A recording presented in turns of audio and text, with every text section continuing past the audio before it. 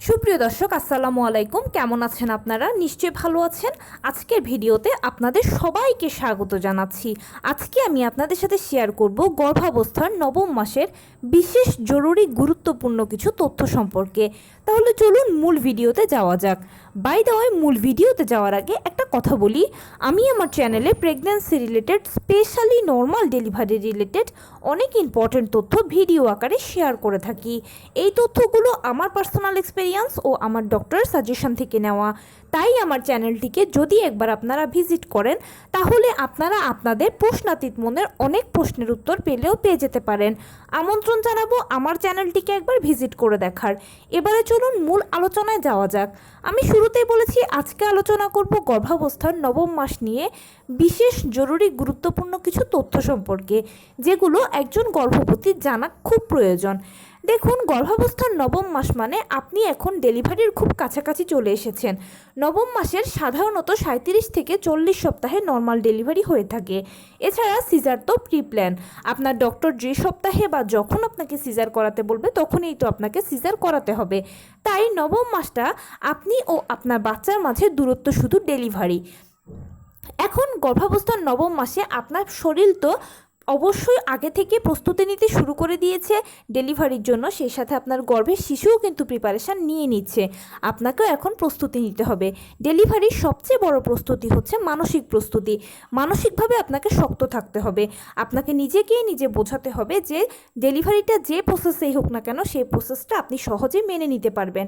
আপনি যখন ডেলিভারির প্রসেসগুলোকে সহজে মেনে নিতে পারবেন, তখন দেখবেন ডেলিভারি কাজটা খুব সহজ হয়ে গিয়েছে।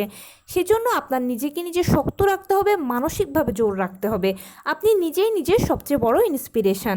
নবম মাসটা এতটাই গুরুত্বপূর্ণ যে এই সময়টাতে মানুষের শরীরে, একজন গর্ভবতী মায়ের শরীরে বিভিন্ন ধরনের হরমোন নিঃসরিত হতে থাকে। এই জন্য হাত পা ফুলে যাওয়া, হাতে পায়ে পানি এসে যাওয়া, এছাড়া বিভিন্ন ধরনের সমস্যা, তলপেটে ব্যথা, কোমরে ব্যথা, কত সমস্যা হয়।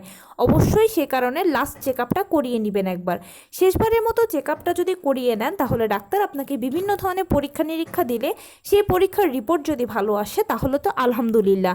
কিন্তু রিপোর্টে যদি কোনো কিছু কম বা বেশি আসে, তাহলে অবশ্যই সেটা ডাক্তারের থেকে পরামর্শ নেবেন যে কিভাবে বাড়াতে বা কিভাবে কমাতে হবে। সে মতে চললে ইনশাল্লাহ রিপোর্টটা ঠিক হয়ে যাবে। আর অবশ্যই এ সময় আপনাকে নিয়মিত হাঁটাচলা করতে হবে। কোনো ক্রমে শুয়ে বসে থাকা যাবে না।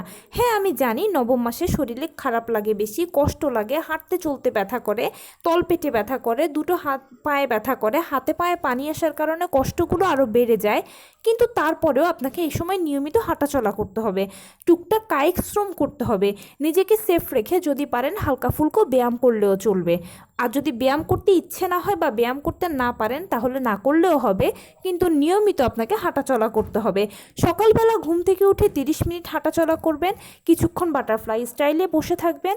রাতের বেলা ঘুমোতে যাওয়ার আগে 30 মিনিট হাঁটাচলা করবেন, কিছুক্ষণ বাটারফ্লাই স্টাইলে বসে থাকবেন, এবং কি সেই সাথে দুপুরবেলা খাবার পরেও যদি পারেন 30 মিনিট হাঁটাচলা করে কিছুক্ষণ বাটারফ্লাই স্টাইলে বসে থাকবেন। এতে কি হবে, আপনার শরীরটা একটা ব্যায়ামের ওপরে থাকবে। আর এটা সিজারের ক্ষেত্রেও ভালো হবে এবং সেই সাথে নর্মাল ডেলিভারির ক্ষেত্রে তো আরও ভালো হবে। সময় মতো জরায়ুর মুখ খুলবে, সময় মতো লেবার পেইনটা আসবে, ডেলিভারি কাজটাও অনেক সহজ হয়ে যাবে। এ সময় অবশ্যই আপনাকে প্রোটিন জাতীয় খাবার বেশি বেশি করে খেতে হবে। সেই সাথে যে কোনো ধরনের মাছ, সেটা বড় মাছ, ছোট মাছ, সামুদ্রিক মাছ, যে কোনো ধরনের মাংস, যদি কোনো ধরনের নিষেধাজ্ঞা না থাকে, রেড মিট যেমন গরু, খাসি, মুরগির মাংস, যে কোনো পশুর কলিজা সপ্তাহে 2বার খাবেন। অবশ্যই নিয়মিত শাক সবজি খাবেন, রং বেরঙের শাক সবজি খাওয়ার চেষ্টা করবেন। বিভিন্ন ধরনের ফলমূল খাবেন, মৌসুমি ফলমূলগুলো বেশি বেশি করে খাবেন। নিয়মিত কুসুম গরম 1 গ্লাস দুধ ও 2টো করে ডিম খাওয়ার কথা ভুললে কিন্তু কোনো ক্রমেই চলবে না। এছাড়া অবশ্যই আপনি যেটা করবেন, আপনি যেই ধর্মের অনুসারী হন না কেন, বেশি বেশি করে প্রার্থনা করবেন, উপরওয়ালাকে ডাকবেন। মনে রাখবেন এটা এখন আপনার জন্য একটা সময়, আর এই সময় বা এই পরিস্থিতির হাত থেকে আপনার উপরওয়ালাই আপনাকে খুব ভালোভাবে ওভারকাম করতে পারবে। এছাড়া নিজের মানসিক স্বাস্থ্য ভালো রাখার জন্য পরিবারের সাথে সময় কাটাবেন, হাসি খুশি থাকবেন, এতে আপনার মানসিক স্বাস্থ্য ভালো থাকবে।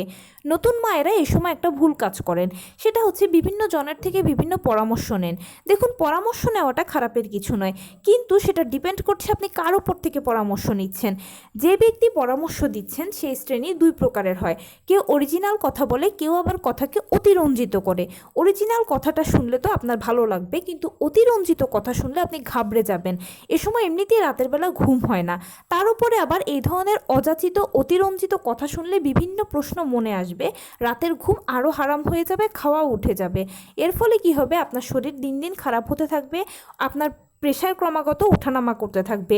এ সময় প্রেশার খুব বেশি বাড়া উচিত নয়, কমা উচিত নয়।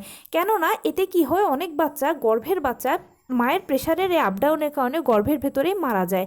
এছাড়া মায়ের আরও সমস্যা হতে পারে, বাচ্চারও সমস্যা হতে পারে। সেজন্য অবশ্যই পরামর্শ নেবেন, ঠিক আছে, কিন্তু জেনে বুঝে পরামর্শ নিন যে আপনি কার কাছ থেকে পরামর্শ নিচ্ছেন।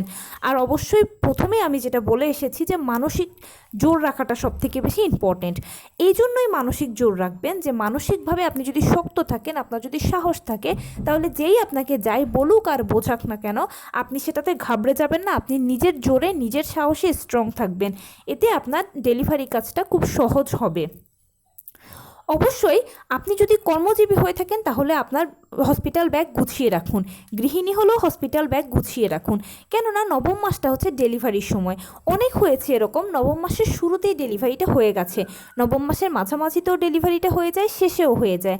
আর যদি নর্মাল ডেলিভারি হওয়ার হয় তাহলে তো এটা খুব বেশি ডেট মেনটেন হয় না, যে কোনো সময় ডেলিভারিটা হয়ে যেতে পারে।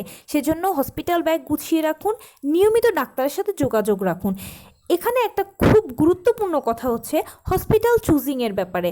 আপনি যখন হসপিটাল চুজ করবেন তখন নাম সর্বস্ব নয়, একটা ভালো মানের হসপিটাল চুজ করুন এবং এমন একটা হসপিটাল চয়েস করুন যেখানে নর্মাল ডেলিভারিও আছে, সিজারও আছে।